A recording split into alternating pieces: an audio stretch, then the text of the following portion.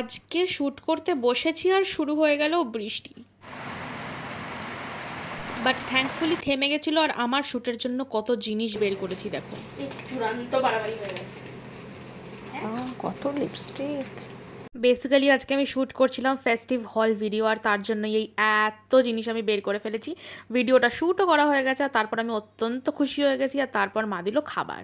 সবে আমি আউটফিটটা ছেড়ে একটা কানের দুল খুলেছি। মা বললো গরম গরম মাছ ভাজা খাবি, না বলা যায় বলো। একটা কানের দুল পরেই প্রচন্ড গরম, এর সাথে ডিমও দিয়েছে। প্রোটিন খেয়ে থাকি আমি আজকাল।